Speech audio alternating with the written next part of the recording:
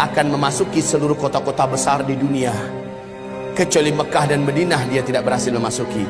Kedua kota ini, baik fisiknya tidak bisa masuk ke Mekah Madinah, baik ilmu kekuatan sihirnya dan magicnya tidak bisa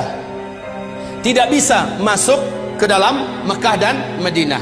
Makanya salah satu kata Nabi, kalau kamu ingin selamat, kamu dengar Dajjal sudah keluar, segeralah hijrah, larilah ke Mekah atau ke Madinah. Jika tidak mampu, ada 5 langkah lain yang diperintahkan Nabi agar selamat dari Dajjal laknatullah alaih. Kaum muslimin yang kami muliakan, lalu sebenarnya Dajjal ini siapa? Rasul mengatakan dia adalah anak keturunan Adam, tingginya seperti kamu dan lebih pendek sedikit.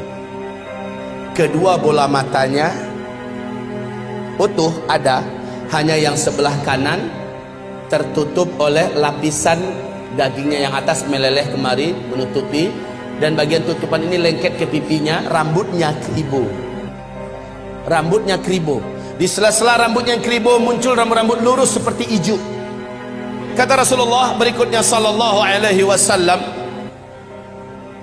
bagi orang yang beriman, yang menurut Allah imannya masih sahih, menurut Allah imannya masih benar, dia diizinkan oleh Allah mampu membaca huruf Ka, Fa, Ra di antara kedua alis matanya. Ada tertulis Ka, Fa, Ra, yaitu kafir. Rasulullah sallallahu alaihi wasallam bersabda, semua kemampuan yang jahat di bumi ini ada pada dia. Seluruh jin dan syaitan berkhidmat dan melayaninya, menjadi pengikutnya. Coba bayangkan, dukun mana di bumi ini yang sanggup menaklukkan seluruh jin dan setan? Sementara Dajjal dengan sukarela dan senang hati, seluruh jin dan setan berkhidmat kepadanya. Dalam rangka, ya Abbas ya, di fase keempat ini adalah fase di mana setan jin dan setan manusia bersatu memperbanyak calon penghuni neraka. Di fase keempat ini, makanya ketika Dajjal muncul, ma baina khalqi Adam ila qiyamis sa'a fitnatun akbar minad Dajjal. Sejak bumi ini Allah ciptakan, sejak Adam Allah ciptakan sampai hari kiamat, tidak ada fitnah yang lebih dahsyat, tidak ada fitnah yang lebih hebat, tidak ada fitnah yang lebih berat melebihi fitnahnya Dajjal. Maka berlindunglah kamu kepada Allah dari fitnah Masih Dajjal. Wallahi, kata Nabi, kalau saya hidup, saya yang akan membela kamu paling di depan. Tapi jika saya sudah tidak ada, setiap kamu harus bela dan jaga dirinya masing-masing. Dajjal memiliki kekuatan sihir yang tidak terbatas. Dajjal memiliki kemampuan dan hipnotis magic yang sangat-sangat berat, sehingga tidak ada yang mampu melawan Dajjal. Tidak ada. Ibarat Allah yang kami muliakan, Nabi perintahkan ketika kamu dengar Dajjal masuk ke kota-kota kamu, langsung sihirnya menyebar, yang menjadikan seluruh manusia yang juga sudah putus asa dengan beratnya beban hidup, dengan sukarela datang untuk menyongsong di mana titik Dajjal berada. Mereka berharap Dajjal bisa membagi-bagikan rezeki. Saat itu kata Rasulullah, wahai kaum lelaki, bawalah istri-istri kalian masuk ke rumah, ikat dia di dalam rumah, tambatkan dia di tiang-tiang rumah kamu. Carilah ibu-ibu kamu, bawa dia ke rumah, ikat kakinya, ikat tangannya, tambatkan dia di tiang-tiang di dalam rumah. Carilah anak-anak gadis kamu, selamatkanlah wanita-wanita kamu, karena sesungguhnya yang paling banyak sujud menyembah Dajjal ketika Dajjal masuk ke kota-kota di bumi ini adalah kaum wanita. Mereka yang paling banyak menyembah Dajjal. Dan kata Rasulullah, siapa yang sempat menyembah Dajjal, maka sampai dia menghembuskan nafas terakhirnya, dia tidak akan pernah lagi beriman kepada Allah, dan dia akan kekal di neraka selama-lamanya. Maka ibu-ibu, pantas kalau Nabi memperingatkan umatnya berulang-ulang, berlindunglah dari Dajjal, berlindunglah dari Dajjal, berlindunglah dari Dajjal. Seluruh dukun satu bumi, seluruh ahli-ahli sihir satu bumi akan sujud menyembah Dajjal. Dengan sihirnya, Dajjal menunjuk ke arah langit. Maka dalam pandangan mata manusia, awan berkumpul berarak dari mana-mana, padahal sudah sekian tahun awan tidak ada di langit. Lalu menurunkan air hujan, padahal hanya Tuhan yang mampu melakukan itu. Dengan telunjuknya, Dajjal menunjuk ke arah tanah yang gersang dan tandus. maka tanah itu seperti memperlihatkan rumput-rumput hijau pun muncul, air sungai mengalir.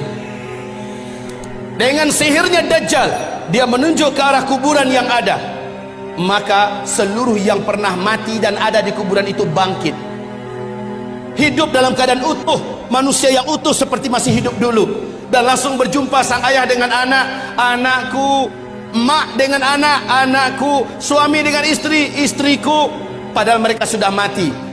Ternyata terbongkar rahasianya. Rasul mengatakan itu seluruhnya bukanlah orang yang sudah mati, tapi jin-jin dan setan-setan yang menjelma menjadi orang yang dulu pernah hidup, agar menipu orang-orang yang masih hidup ini. Lalu mereka berkata, inilah Tuhan kita yang telah menghidupkan kami kembali. Akhirnya manusia sujud kepadanya. Sungguh sangat dahsyat, Pak. Sekarang negara-negara besar dunia sudah membuat simbol-simbol penyambutan kedatangan Dajjal.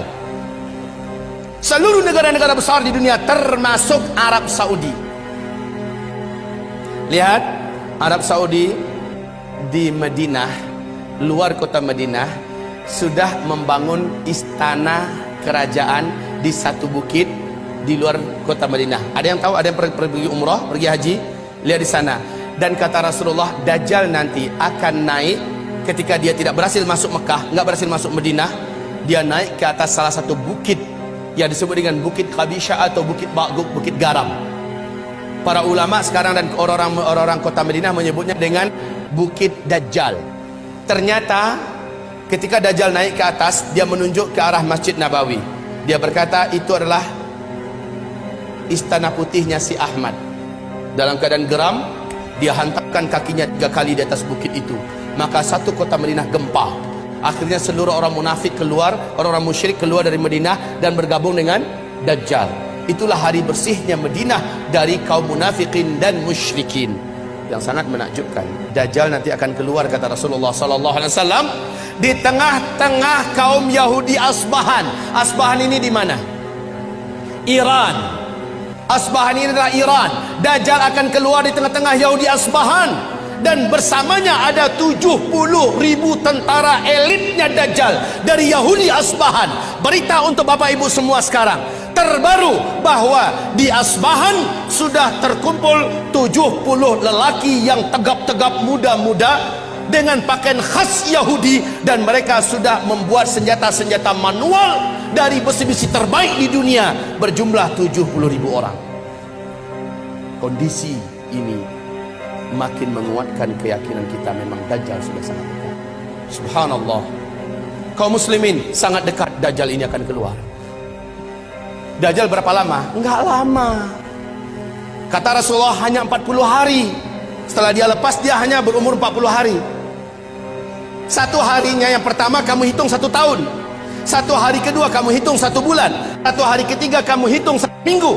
Hari-hari yang tersisa yaitu 37 sama dengan hari-hari kamu biasa. Maka kalau di total setahun 2 bulan 2 minggu saja Dajjal pun habis. Siapa yang menghabisinya? Inilah tanda besar kiamat yang ketiga. Yang ketiga adalah turunnya Nabi Isa alaihi salam. Turunnya Nabi Isa alaihi salam. Di mana turunnya? Di Suriah, di Damaskus, di Masjid Putih yang ada menara putihnya.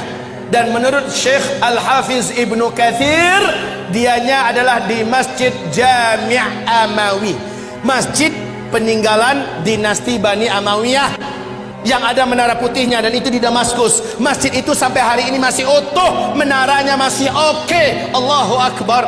Jadi Nabi Isa turun nanti di Masjid Jami' Amawi. Perlu diingat, Al-Mahdi terkepung.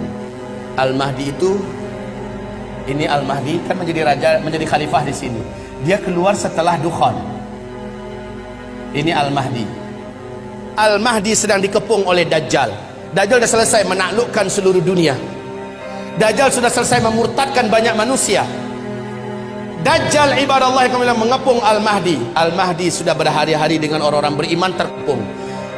Dajjal dengan bala tentaranya di luar dah siap untuk mencincang Al-Mahdi dan orang-orang beriman yang ada bersama Al-Mahdi. Isa turun di waktu subuh. Saat itu kumandang azan dan udah qamat. Al-Mahdi maju ke depan. Tiba-tiba seluruh mata tertatap ke arah langit. satu titik cahaya yang indah turun. Dua malaikat dengan bersayap sedang turun di tengah-tengahnya Nabi Isa, dan Nabi Isa meletakkan kedua telapak tangannya di atas bahu masing-masing. Turun dengan indahnya. Ketika Isa turun, dua malaikat kembali naik. Al-Mahdi langsung mundur mempersilahkan Nabi Isa untuk menjadi imam sholat subuh. Isa menolak, tidak, iqamat tadi untuk engkau, sekarang adalah masanya engkau memimpin, saya hanya pendamping engkau. Majulah, imamlah. Al-Mahdi pun menjadi imam. Selepas sholat subuh, mereka berzikir. Saat matahari terbit, gerbang masjid dihancurkan oleh Dajjal. Dajjal dengan penuh sombong dan angkuh, dengan bala tentaranya yang elit, sudah siap untuk menghabisi orang iman yang ada di dalam. Tapi sayang, yang paling ditakutkan oleh Dajjal sudah turun. Nabi Isa berdiri, langsung berhadap-hadapan dua tokoh legendaris akhir zaman ini. Isa melihat Dajjal, Dajjal melihat kepada Isa, melulung Dajjal di tempat. Melulung kesakitan seperti orang sakaratul maut. Sebab apa? Ada kekuatan yang diberikan oleh Allah kepada Isa yang menyebabkan Dajjal tidak mampu bertahan. Dajjal meleleh, kata Rasulullah, seperti melelehnya garam yang dimasukkan ke dalam air yang panas. Wallahi, kata Rasulullah, kalau Dajjal bertahan di tempat berdirinya, pasti dia sudah akan menjadi cairan di lantai. Tapi Dajjal langsung lari dengan kekuatan yang dimilikinya, langsung menghilang. Tapi qadarullah, Isa Allah berikan kemampuan di atas Dajjal. Di mana saja Dajjal lari, kemana saja, Isa udah nunggu di situ. Terakhir di pintu Lut, Dajjal dibunuh oleh Isa. Pintu Lut ini di Palestina, ya, di Palestina. Saat Dajjal muncul di pintu Lut di Palestina, saat itulah Isa menghunjamkan tombak yang ada di tangannya. Jeritan kematian Dajjal terdengar di seantero bumi. Setelah itu darah Dajjal dinampakkan kepada Al-Mahdi dan orang beriman, serta orang Yahudi melihat Isa mengangkat tombak itu tinggi-tinggi. Dajjal sudah mampus. Orang beriman bertakbir, Allahu Akbar, Allahu Akbar.